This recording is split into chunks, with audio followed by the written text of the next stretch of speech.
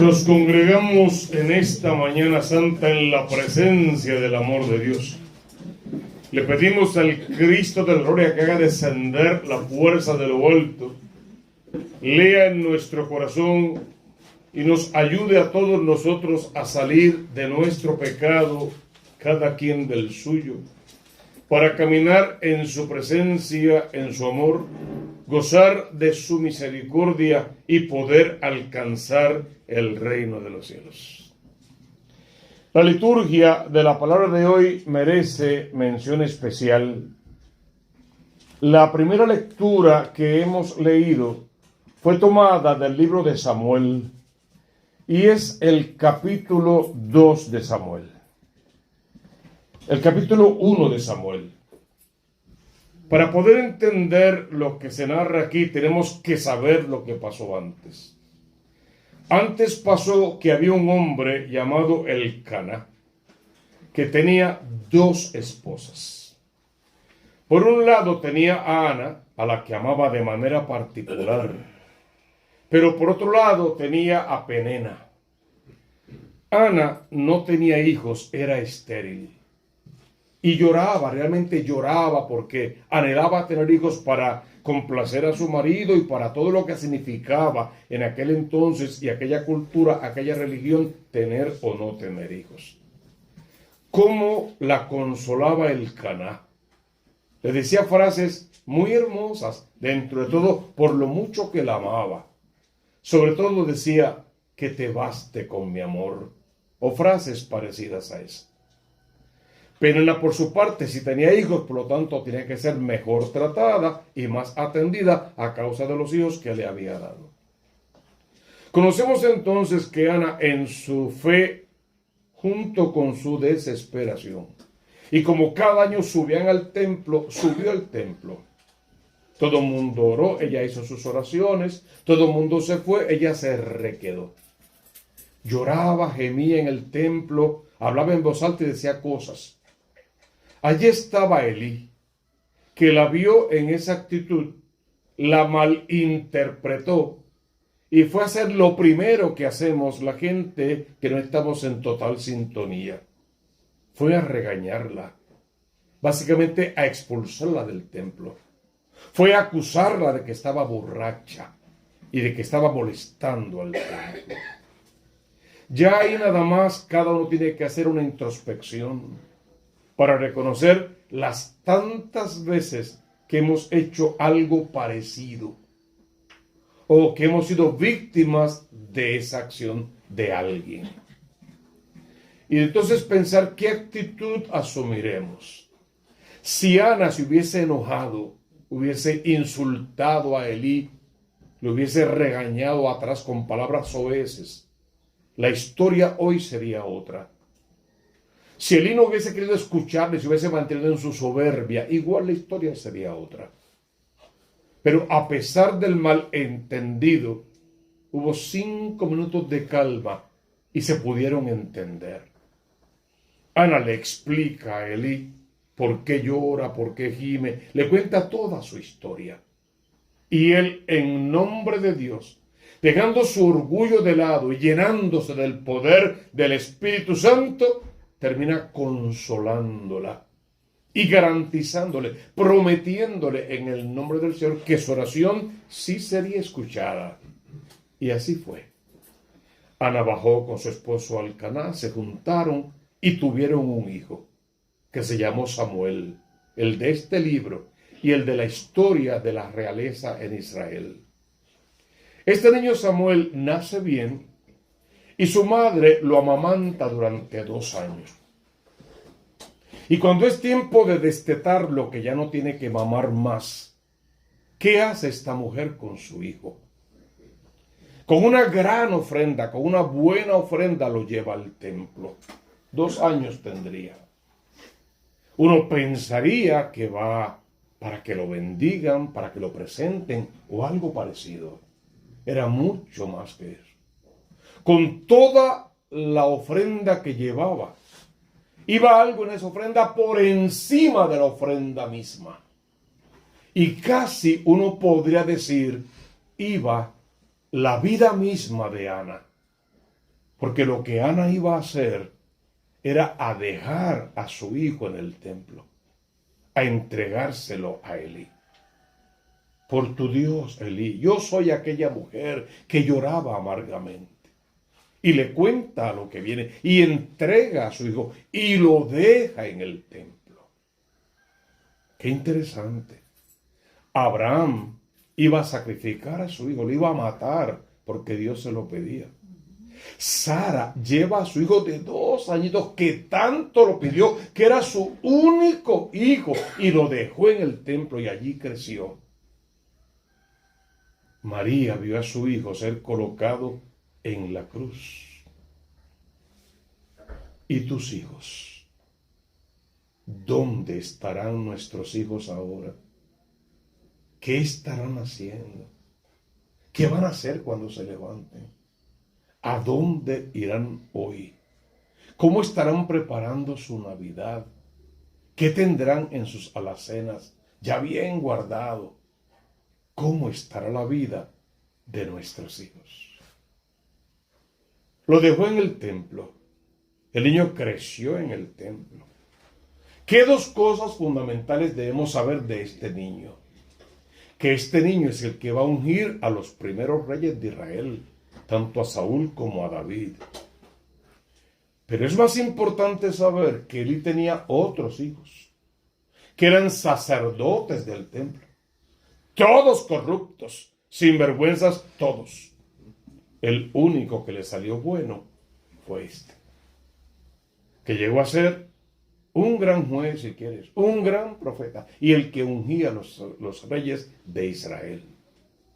Y conocemos su historia en su adolescencia. Un día dormía, ¿recuerdan eso? Dormía el niño. ¿Dónde dormía el niño? En el cuarto donde estaba el arca del Señor. Ahí dormía.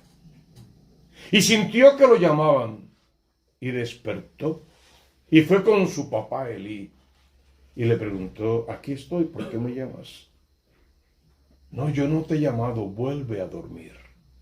Se repite esa historia más de una vez hasta que Elí se da cuenta quién es el que llama al niño. Pero no le dice quién es, sí lo que tiene que hacer. Si te vuelven a llamar, simplemente vas a responder: habla, Señor, que tu siervo escuche. Y así fue. Y lo demás es historia. ¿Qué tienes que aprender de ahí? Que el niño dormía en el cuarto donde reposaba el arca del Señor. Y sin embargo, no conocía al Señor, ni conocía la voz de Dios. Que el niño era el hijo del gran sacerdote y no conocía al Dios de ese sacerdote. Podemos pasar la vida en misa dominical y en misa diaria, incluso frente al Santísimo Sacramento. Y si en los 3 segundos donde tenemos que parecernos a Dios, sacamos lo peor de nuestro carácter para molestar, fastidiar y hacer daño, no conocemos a Dios. No lo conocemos. Porque es en esos 3 segundos de prueba donde el diablo te tiene cogido por el corazón que tienes que demostrar que eres el hijo amado de Dios. Si no, todo lo demás está echado a perder. Porque no somos los hijos amados de Dios durante esta hora de esta Eucaristía. Es resumiendo lo que pasó anoche en nuestras casas, lo que pasó esta mañana cuando nos levantamos, lo que pasó hoy al comenzar esta misa, que fue muy tropezada por alguna razón rarísima, muy tropezada, y que definitivamente nosotros tenemos que preguntarnos la actitud, mi actitud, no la del otro. Cada quien responde por sí mismo y todos por la comunidad. Mi actitud ante todas las cosas que pasan, ¿cuál es? ¿Cómo soy yo? ¿A quién me parezco? Y Ana no tomó en cuenta la ofensa de Elí. Y Elí escuchó perfectamente las razones de Ana. Si cada matrimonio decidiera a partir de hoy actuar justo de esa manera, en la escucha, en el respeto, en la oportunidad, en el silencio. Quizá tendríamos hijos parecidos a Samuel y no a los hijos mayores de Elí. Porque hay que preguntarse con dolor, ¿y mis hijos son como los hijos mayores de Elí o son como Samuel? Lo triste de esa pregunta es que la respuesta estaba en tus manos cuando los ibas haciendo crecer, cuando los debiste educar para Dios y cuando tenías que haberle dado el verdadero testimonio de vida que hoy te daría la suficiente dignidad, autoridad y fuerza para poder corregir sus caminos y devolverlos a la casa de papá. Si sacas cuenta del Salmo responsorial de hoy, que no está tomado otra vez del libro de los Salmos, sino que está tomado directo del primer libro de Samuel, ahora en el capítulo 2. Mi corazón se regocija por el Señor mi Salvador. Ese texto bíblico lo conocemos como el Cántico de Ana. Y es que cuando el pueblo de Dios quería adorar al Rey de Reyes, lo hacía a través de cánticos. Hay muchos cánticos en la Biblia. Este es el Cántico de Ana y el Evangelio será el Cántico de María, así como ya conocemos también el Cántico de Zacarías, el Cántico de Abraham y el de Moisés cuando cruzaron el mar y todas las demás cánticos que están en la palabra.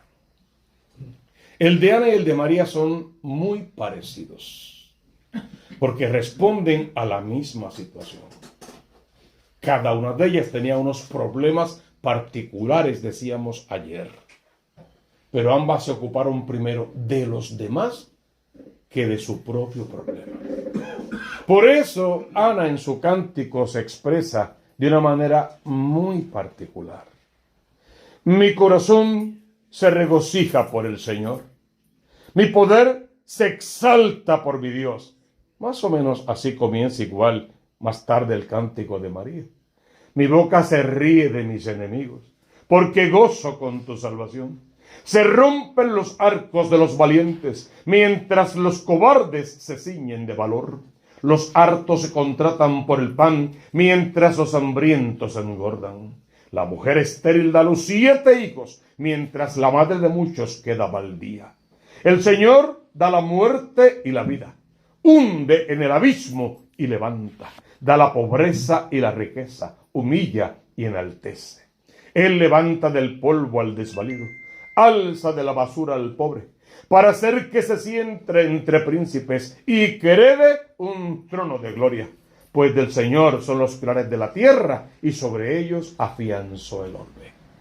Es el cántico de Ana, dándole gracias al Dios que vive por su poder, por lo que Él en ella hizo y por lo que ella ahora va a hacer con su hijo y lo que su hijo va a hacer por la monarquía de Israel y por la salvación del pueblo. Esa debe ser la cadena de sucesión, que hagas siempre el bien para que tus hijos aprendan a hacer el bien, para que eduquen a tus nietos en el bien y de familia a familia, generación en generación, todos tiendan a la salvación. Después del cántico de Ana, tenemos que dar paso al cántico de María Santísima. ¿De dónde brota este cántico?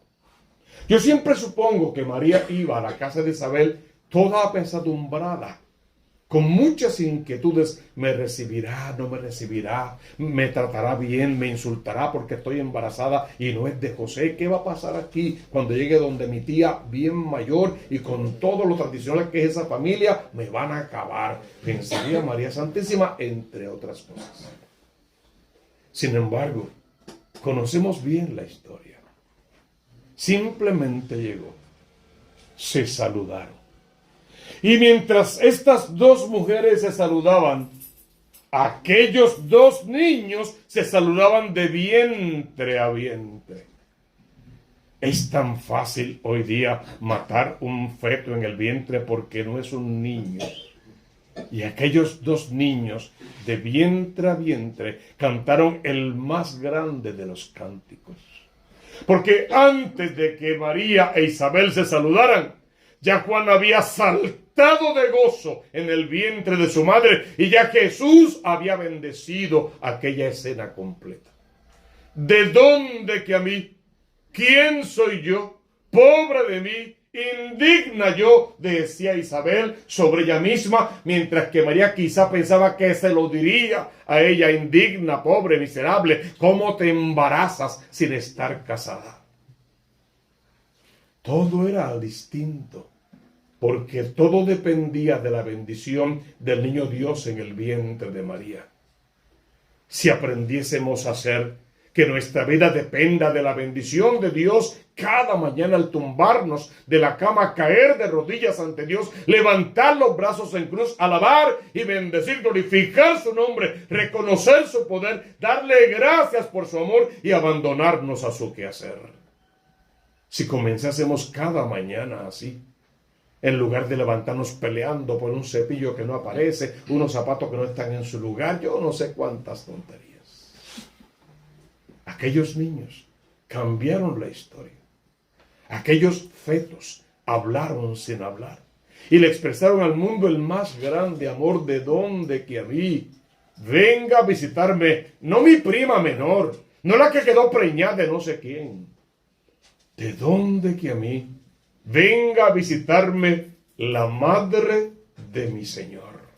Mi Señor con letra mayúscula, la madre de mi Dios. ¿Quién soy yo para merecer estar de rodillas no ante esta doncella, no ante esta virgen preñada, ante el Dios que gesta en su vientre? Y no fue Isabel quien reconoció a Jesús en el vientre de María. Fue un feto. Fue Juan el Bautista, que saltaba de gozo ante la presencia de Jesús. Si cuando vamos al Santísimo saltásemos de gozo, adoremos en voz alta, demos vítores al Rey, dancemos para Dios, y alguien podría pensar que estamos locos. Es que de los apóstoles pensaron y dijeron que estaban borrachos, y Pedro hizo la aclaración: estamos llenos del Espíritu Santo de Dios. Si decidiésemos a partir de hoy que el cántico de Ana y el cántico de María van a regir nuestras vidas, para cantar lo magnífico que es el Señor, lo grande que es Dios, y porque Él es grande, puede hacer grandes cosas en nosotros. Mientras nuestras almas estén apuntando a las cosas pasajeras de este mundo, nuestras alegrías pasajeras van a ser. Pero el día que nuestras almas canten su alabanza, canten su gloria, dejemos de buscar en la inteligencia humana y descubramos la sabiduría divina. Volvamos a la casa de papá. Querramos comenzar y emprender cada acción en nuestra vida de rodillas ante Dios. Una hora perdida en la misa dominical es tiempo ganado para nuestra salvación y para nuestros hijos. Buscando en la palabra cómo es que tenemos que vivir, aprenderemos a vivir en santidad y seremos los mejores esposos, los mejores padres de familia y los mejores hijos de nuestros padres. Porque nos pareceríamos a estas figuras de los libros bíblicos, y pareciéndonos a ellos tendríamos la obligación de vivir en santidad como ellos vivieron. Que hoy tú y yo podamos decir: bendito sea Dios, alabado sea su santo nombre, nombre que está, dice la palabra, sobre todo otro nombre. Y con María Santísima en éxtasis total podamos reconocer la grandeza de Dios en nuestra vida. Y le pidamos una vez más al Señor: arranca de mi corazón la soberbia, no me dejes ser tan prepotente. Señor, no me dejes maltratar a mi esposa, a mi esposo, a mis hijos, a mis hermanos. No me dejes hablarle malo. No permitas que el coraje me invada, porque tú sabes que me da coraje y me pongo bruto, medio bestia. Y a la gente que debo tratar mejor los insulto, los maltrato, les peleo, y encima soy tan corazón soberbio que sabiendo que le estoy haciendo daño, luego no sé pedir perdón y a veces vienen a buscarme la muerte y vuelvo a golpearlos otra vez. Perdóname, Señor, libérame, Señor, arráncame esta maldad de mi vida. Yo no quiero seguir siendo tan injusto, tan cruel, tan mal hablado, tan mentiroso, tan vicioso, tan cochino, tan porquería de ser humano. Yo quiero resurgir y parecerme a ti y estar lleno de tu gracia y de tu bendición, y que tú me decores con todas las virtudes de María Santísima, para con brazos en cruz y en danza perenne poder decir: proclama mi alma la grandeza del Señor, y se alegra mi espíritu en el Dios que me salva. Que esta asamblea pueda abrazarse en el abrazo del Espíritu Santo de Dios, y podamos como iglesia verdadera testimoniar a otras iglesias lo grande que es el amor de Dios, y desde afuera tengan que decir: mira cómo se aman, y que nuestra parroquia de Juan el Bautista sea bautizada, pero en el fuego del Espíritu Santo de Dios. ¿Qué es lo que dice la consigna? Busca primero el reino de Dios con su justicia. Lo dijeron un poquito mejor que ayer, pero tienen que ensayar todavía.